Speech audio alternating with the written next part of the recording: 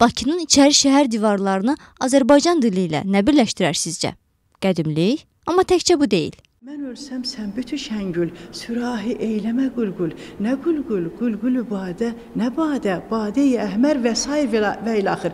Baxın, içəri şəhər divarlarının kərpicləri kimi baxıram buna. Bircə misranı götürmək olmaz, bircə sözü oradan çəkib çıxartmaq olmaz. Ölkənin dil biliciləri bir yerə yığışıb dilin indiki durumunu çək-çevir etdilər. Bəzilərinin hətta lap köhnə dərdi yadına düşdü. Mən hətta birinə şeir yazmışdım. Onlar deyim orada bir bənd. Mametçik, Mamet Quli, taqbıt gedirəm sənə, raski aldın Jiguli, bezrazliçdir mənə. Misal üçün, belə bir şeir yazmışdım ki, onlara belə tərbiyə edim ki, bəs ödə rus təhsili də deyiblər, misal üçün.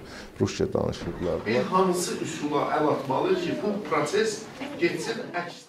Elmlər Akademiyasının Dilçilik İnstitutunda keçirilən konfransda yerli televiziya və radio aparıcılarını danlayan kim, siyasətçilərin səhvlərini tutan kim. Hərdən aparıcıların dilindən qopan ifadələr ləhcə, şivə xarakterli olur. Bəzi aparıcılar elə bir səs tonu ilə danışırlar ki, adamın qulağı batır. Metroda deyirlər ki, nə qədər adam qalmışdı, deyirlər ki, 2,5.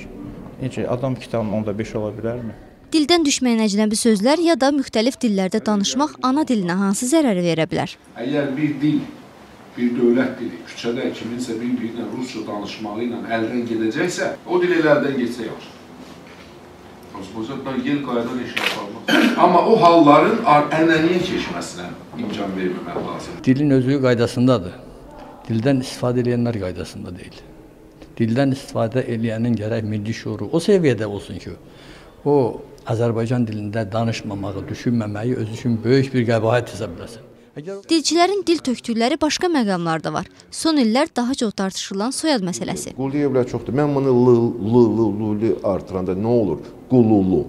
Bu səslənməsinə baxın, nəsə bir əşyanı göstərib deyirlər. Bu qululunundurmu? Etibar İnanc Türkiyə təcrübəsini önə çəkir. Onlarda dəmir qol, açıq göz, çətin qol. Bunlar hamısı dilçilərin fikirləşdikləri, xalqa təklif etdikləri soyadlardır. Nə üçün bizdə yer adı olmasın? Niyə tarixdə bizdə Şirvani olub, Bakuvi olub, Gəncəvi olub? Niyə yer adı olmasın? Amma hələ bu harasıdır? Azərbaycanca danışmamaq halbuki iki Azərbaycanın arasında.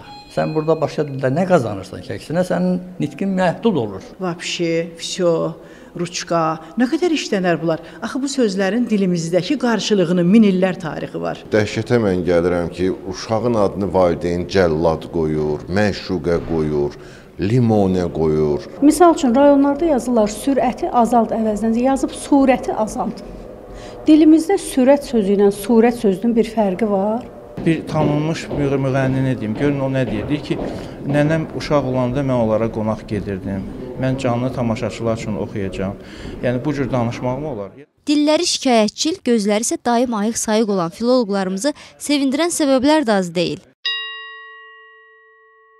Bir yerdə işlədiyim rus qızı Azərbaycanca elə danışır ki, mən özüm yüksək ixtisaslı dilçi, onun danışığında, nitqində nöqsan tapa bilmirdim. Dilin dövlət səviyyəsində bir status qazanması, yəni bu yöndə aparılan tədbirlər. Rus dilli məktəblərin sayı azalır. Get-gedə Azərbaycan dilli məktəblərin sayı artır.